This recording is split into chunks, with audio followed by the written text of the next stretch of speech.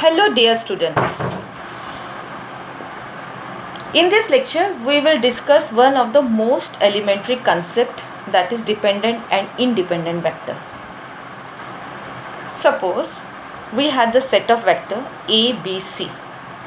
So and so on. So in this lecture we will find the condition at which these vectors A vector, B vector and C vector are dependent or independent. So before start the main topic, we will study some elementary definition, basic elementary definition. So our first is the collinear vector. What do you understand by the collinear vector? In our lower standard we have studied the collinear vectors, the vectors which are the points which are on the same line, then we say that the points are the collinear. But in case of vector, how we will define the collinear vector? This is the vector A, this is the vector B. Both are in the same direction. This is vector A, this is vector B, and these are in the opposite direction. So you can see that here the vectors are in the same direction but magnitude are different. So you can represent one of the vector in terms of another vector. For example, here I am writing B vector is some scalar multiple of A vector. In the same way here also B vector is some scalar multiple of A vector. Now what is the difference between these two vectors? Here lambda is a positive because both are in the same direction. Here lambda is a negative because they are in the opposite direction. And one more property is that the angle between the two vectors are either 0 degree or pi. ठीक है. Suppose if I am making the vectors like this, what is the angle between them? They are in the same direction. The angle between them is a 0 degree. And if they are in opposite direction, suppose one vector is going like that, other is in the opposite direction, so it makes a straight angle. So that is a 180 degree, or you can say that the pi. Okay. So this is all about the collinear vector. Now come to the another vector, that is a non-collinear vector. Now non-collinear vector, how will we define the non-collinear vector? Now suppose I have the vector OA vector and OB vector. This is OA and this is OB vector, A vector and B vector, and angle between them is suppose theta. If my theta is not equal to 0 and pi, then we will say that they are the non-collinear vector, and the angle cannot be 0 and pi degree because they are in the different direction. That's why we can say that they are not the scalar multiple of each other, because A vector act as independently and B vector, A is not depend on the B and B is not depends on the A, because both are in the different direction. So this is for the collinear, non-collinear vector. Now come to our main topic. Now linear independent vectors. What is linear independent vectors? अभी इसके बारे में हम लोग पढ़ेंगे कि linear independent vectors क्या होते हैं. तो पहले तो हम लोग देखते हैं क्या है इसके बारे में, कि एक सिस्टम ऑफ वेक्टर्स बोलो या सेट ऑफ वेक्टर्स बोलो, like A1 vector, A2 vector, A3 vector up to AN is set to be the linear independent. कब इसको लीनियर इंडिपेंडेंट बोलेंगे हम लोग? अगर इसके साथ, हर एक के साथ में अगर हम लोग को स्केलर मल्टीपल मल्टीप्लाई कर देते हैं, उसका रिजल्ट 0 आ रहा है और रिजल्ट 0 आ रहा है जहाँ पे where M1 M2 Mn are scalar, और कंडीशन क्या रहेगी हमारी? वो कंडीशन ऐसी रहेगी कि M1 M2 M3 is equal to 0, means all scalars are 0. So let me explain it once again. A system of vectors A1 vector, A2 vector, A3 vector and An is said to be the linearly independent. When they are independent? When the M1 A1 vector plus M2 A2 vector plus and so on Mn An vector is equal to 0, where M1 M2 up to Mn is a scalar. Because this is a scalar quantity and condition is should be like that, M1 M2 M3 should be equal to 0, then only we can say that system of vector is linearly independent. Now which of the vector you can say that are linearly independent? Let us study one by one. Now a pair of non-collinear vectors are linearly independent. Now here you have seen that it is a collinear vector. It is not seems to be the independent because B can be right in terms of A and A can be right in terms of B, means B and A are interrelated to each other. So they are not independent. But in a non-collinear, I told you that this A vector does not depend, A existence का B के पर कोई फ़र्क नहीं पड़ता, B का existence A के पर कोई फ़र्क नहीं पड़ता है. हाँ, डॉट प्रोडक्ट में हम लोग पढ़ेंगे कि उनका कैसे एक दूसरे से रिलेशन है, but at present we should have to know that they are the non-collinear vector. तो a pair of non-collinear vectors are linearly independent. So let us prove this one. Now a pair of non-collinear vector. So pair. So let A and B are the non-collinear vector. If they are non-collinear vector, there must be exist some scalar. So m1 and m2 be any two scalars. m1 and m2 be the two scalars. So we will write in a standard form, that is m1a plus m2b is equal to 0. And m1 m2 is not equal to 0.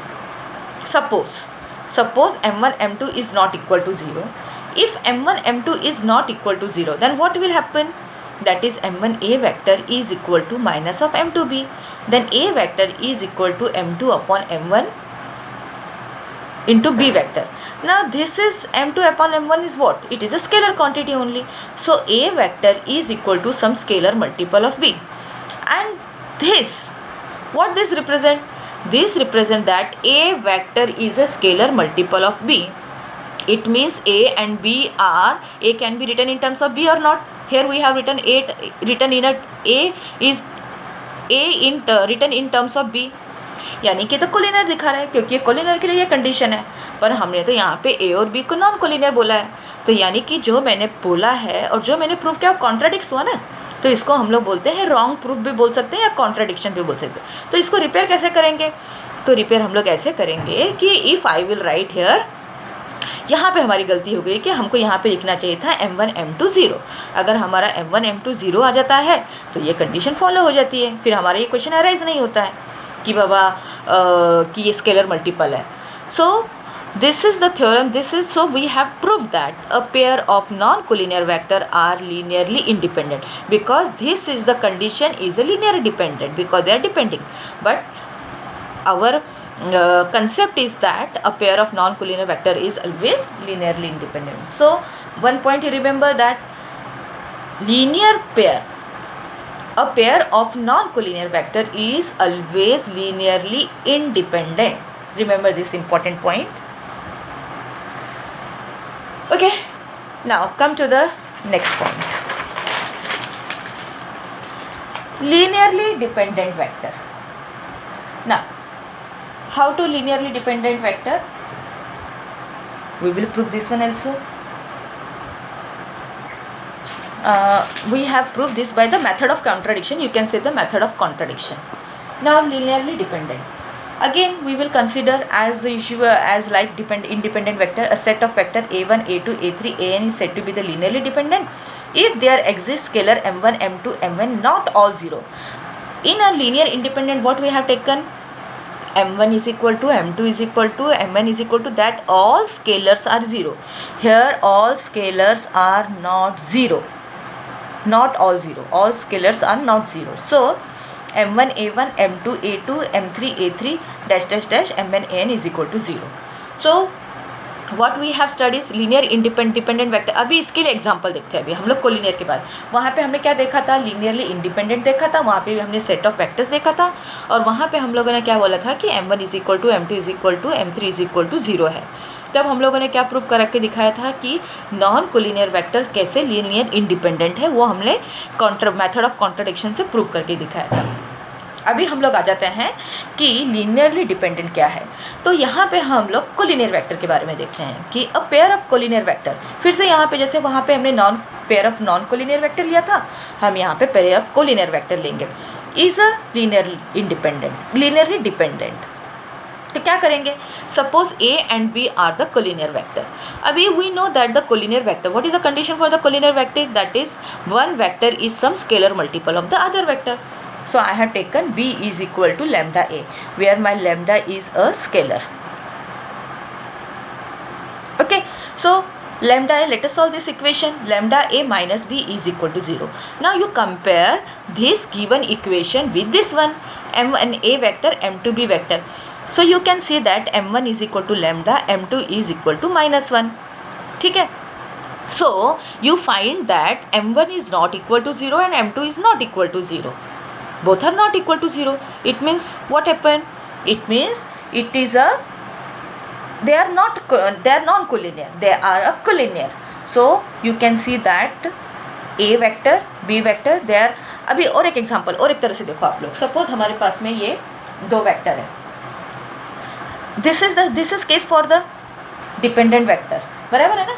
Where m1 into m2 is equal to, now what I'm telling you, let us study this case कि these are the two parallel vector. अगर हम लोग इसको move करते हैं, ये move हुआ तो ये भी इसके साथ मूव होगा. बराबर है. और ये भी इसके साथ मूव होगा. यानी कि ये इसके ऊपर डिपेंड है और ये इसके ऊपर डिपेंड है. But what about this case, ए अपना काम अलग कर रहा है कि ए का एग्जिस्टेंस बी के ऊपर में कोई फ़र्क नहीं पड़ता है और बी का एग्जिस्टेंस ए के ऊपर कोई फ़र्क नहीं पड़ता. यानी ए का एग्जिस्टेंस जो है वो इंडिपेंडेंट है बी के एग्जिस्टेंस से. ठीक है. So this is the difference between the collinear vector and the non collinear vector. Okay. So do you understand? First property, if the set of a pair of vector is a non-collinear, then they are linearly independent. And if a pair of collinear vectors, then they are linearly dependent. So this is all about the two vectors. Now this what we have studied till now is about the two dimensional, means two vectors के बारे में हम लोग पढ़ा है, एक vector और B vector. Now we will study about the coplanar vector. So next topic is coplanar. That is, three coplanar vector are linearly dependent. We will study three non-coplanar vector is linearly dependent. पहले तो हम लोग देखेंगे कि space में हम लोग कैसे वेक्टर को डिफाइन करते हैं. स्पेस में हम लोग कैसे डिफाइन करते हैं वेक्टर को, कि दो वेक्टर रहते हैं हमारे पास में. तो हम लोग ने देखा कि 2D में हम लोगों ने कैसे रिप्रेजेंट किए अपने वेक्टर्स को, linearly dependent and linearly independent. अगर सपोज हमारे पास में 3 वेक्टर्स है तो 3 वेक्टर्स तो हम लोग 2D में दिखा नहीं सकते हैं, तो उसके लिए हमें स्पेस की ज़रूरत पड़ती है. तो स्पेस में वेक्टर्स कैसे डिफाइन करते हैं? तो स्पेस में वेक्टर कैसे डिफाइन करते हैं, आइदर वो कोप्लानर रहेगा या नॉन कोप्लानर रहेगा. तो हम लोग एक एक करके कंडीशन उसकी रिवाइज करते हैं. सो पहले हम लोग 3 कोप्लानर वेक्टर्स के बारे में बात करते हैं, आर लीनियरली डिपेंडेंट. तो 3 कोप्लानर वेक्टर्स रहेंगे, वो कैसे रहेंगे, एकदम लीनियरली डिपेंडेंट रहेंगे. यानी कि हमें क्या प्रूव करना है, यहाँ पे थोड़ा सा मैं एक्सप्लेन करके बताती हूँ कि that is we have to prove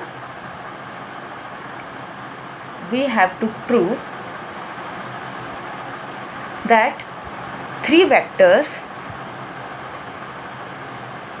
in a space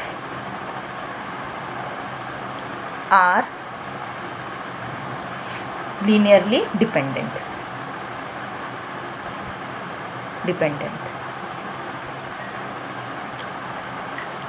तो कैसे दिखाएंगे उसको हम? black pen.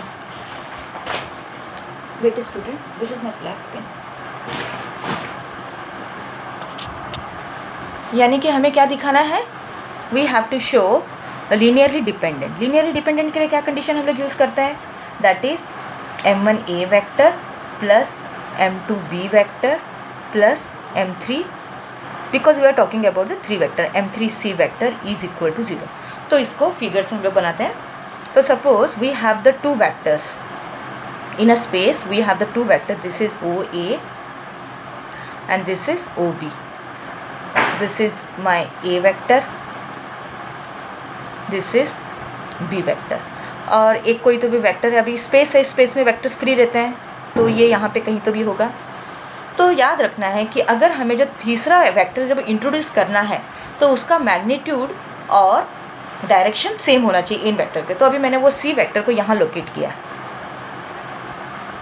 This is my C vector will be shift over here, because free space में वेक्टर फ्री रहते हैं तो वो कहीं पे भी एडजस्ट हो जाते हैं. तो यहाँ पे हमने उसका एडजस्ट किया. कंडीशन सिर्फ एक होनी चाहिए कि they should be in the same direction and same magnitude. तो इसको मैंने एक पैरेलल लाइन ड्रॉ बनाई और ये इसके पैरेलल बनाई यहाँ पे. तो ये मुझे क्या दिख रहा है, यहाँ पे ये पैरेललोग्राम दिख रहा है, OA अभी this vector, what you will say this vector, अभी सपोज को मैं, ये बी पूरा वेक्टर है और ये इसकी लेंथ है और ये कोलिनियर दिख रहा है, you can see this are the collinear vector. So this part will be the some scalar multiple of this one और नॉट. बी वेक्टर का ये पूरा का पूरा मेरा बी वेक्टर है. तो ये इतना वाला वेक्टर कितना रहेगा मेरा, लैम्डा बी रहेगा. ठीक है. और ये पूरा का पूरा वेक्टर ए है और ये जो पॉइंट है ये इनके इंटरमीडिएट है, यानी कि कोलिनियर है. तो ये अपने यहाँ पे फिगर पे देख लेते हैं हम लोग. तो ये ये कि पूरा का पूरा अपना ए वेक्टर है, ये पूरा का पूरा ए वेक्टर है. तो ये अपना कितना हो जाएगा, ये वाला पार्ट लैम्डा ए आ जाएगा क्योंकि इसका स्केलर मल्टीपल है. वैसे ये पूरा का पूरा बी वेक्टर ये इसका पार्ट है, तो ये इसको हम लोग एक नाम दे देते हैं म्यू बी, जहाँ कि हमारा लैम्डा और म्यू क्या है, स्केलर क्वांटिटी है, scalar. Okay. Now this is the C vector. अभी सी वेक्टर जो है ये ए और बी तो दोनों भी क्या है, लीनियरली इंडिपेंडेंट है. अभी हम लोग पैरेललोग्राम लॉ के हिसाब से भी इसको पढ़ते हैं कि C vector is equal to lambda A plus lambda B. All of you have studied the parallelogram law. अगर नहीं मालूम है तो पहले हम लोग देखते हैं कि कैसे करना है. ट्रायंगल लॉ से समझ लेते हैं. तो ट्रायंगल लॉ कैसे रहता है हमारा, this is, it is going like this, that's it, that is O C vector is equal to this is lambda B vector plus this one. So you can, this one is parallel to this one and having the same direction, so it is lambda b, so it will be the lambda b vector, or you can say that lambda a, so it is a lambda a. So you can write C vector is equal to lambda b plus lambda a vector. Okay. Now you have seen that C vector is a linear combination of vector a and b. What you have studied कि अगर plane में 3 vector है तो 2 vector तो independent होगा और तीसरा जो वेक्टर है वो इन दोनों के ऊपर डिपेंड रहेगा. यानी कि हम लोग इसको मैथमेटिकल भाषा में ऐसे बोलेंगे कि C vector is a linear combination of vector A and vector B. Okay. For example let us see कि let me give you a proper example for this कि आपके हॉस्टल में 2 स्टूडेंट है सपोज, वो पहले से है ओ ए स्टूडेंट, पुराने स्टूडेंट है. अभी ओ ए और ओ बी ये पुराने स्टूडेंट्स हैं, ये अपने मर्जी से कुछ भी कर सकते हैं क्योंकि वो यहाँ के ओरिजिनल स्टूडेंट हैं. तो ये सपोज सी स्टूडेंट को अगर ये कॉलेज में आता है या हॉस्टल में आता है तो ये क्या होता है, ये नया होने के कारण वो इनके ऊपर, दोनों के ऊपर डिपेंड रहता है. ये हम लोग एग्जांपल समझेंगे कि फ्री स्पेस में अगर अपने जो वेक्टर्स है को प्लानर है तो ये कंडीशन अप्लाई हो सकती है कि जो नया वेक्टर है वो इन दोनों के लीनियर कॉम्बिनेशन से तैयार होता है. यानी कि we can say that C vector is some scalar multiple of lambda A plus mu B. अभी मैंने क्या किया, इसका सॉल्व किया, that is lambda A plus mu B minus C is equal to 0. Now you compare this with this one, you compare this vector with this one, you will find that कि lambda a plus mu b minus c, which shows that my coplanar vectors are linearly dependent. Got it? Okay.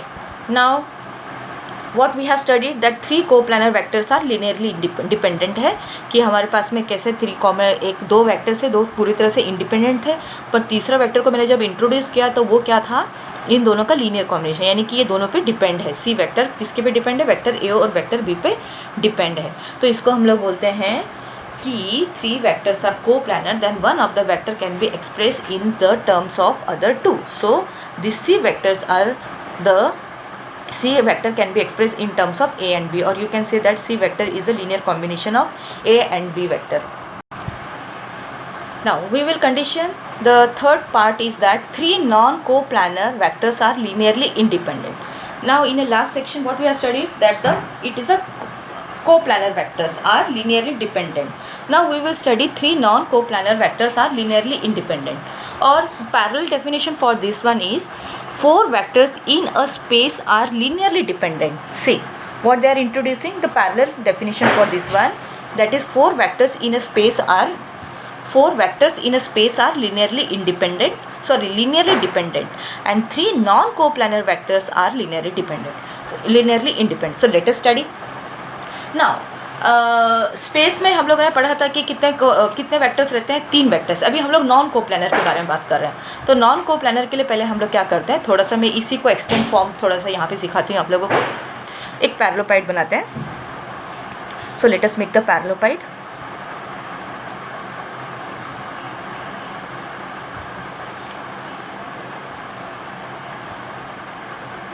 Now extend your axis. ये मैं यहाँ से इसको extend कर देती हूँ। ये सपोज ए वेक्टर है, इसको मैंने एक्सटेंड किया, इसको बी वेक्टर बोल देते हैं, और इसको नीचे एक्सटेंड किया है और इसको हम लोग बोल देते हैं सी वेक्टर। ठीक है। अभी and this is your origin of this coterminous vectors, A B C का इनिशिएटिंग पॉइंट है वो। तो अभी हम लोग देखते हैं कि इसके डायगोनल को मैं ज्वाइन करती हूँ यहाँ पे। Let us, this is D vector and first of all let us see कि ये इतने पार्ट को हम लोग क्या बोलेंगे। ये पूरा ए वेक्टर है, ये पूरा का पूरा ए वेक्टर है और ये इसी का पार्ट है। तो यानी कि ये कोलिनियर है ना, तो ये इसका स्केलर मल्टीपल होगा। तो इसको मैं नाम दे देती हूँ लैम्डा ए वेक्टर। सिमिलरली आप देख रहे हो कि this is total C vector और ये इसी का पार्ट है। तो इसको मैं नाम दे देती हूँ कुछ टी सी दे देते हैं, T C vector. That is C vector is some scalar multiple of this one. Similarly यहाँ पे जाते हैं, ये पार्ट को हम लोग नाम दे देते हैं mu B. Okay, so where mu, lambda, mu and T are the scalar. ठीक है, these are the scalars. Now you can see that these are the coplanar vector. A and B तो एक प्लेन में है, पर ये C जो है वो बाहर की तरफ आ रहा है, यानी कि C is a non coplanar. मतलब कि A B कोप्लानर है तो C नॉन कोप्लानर, यानी कि इन तीनों को मिलाकर हम लोग क्या बोलेंगे कि A B C are the non coplanar vectors in a space. Now again we will use the triangle law of addition. ये अपना कितना है, म्यू बी है इतना पार्ट, और ये है इसके पैरेलल ये। So what is your D vector? Let me take this one also as a diagonal and take it as a P vector. So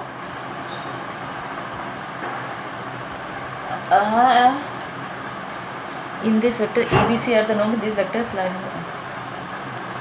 p vector you can write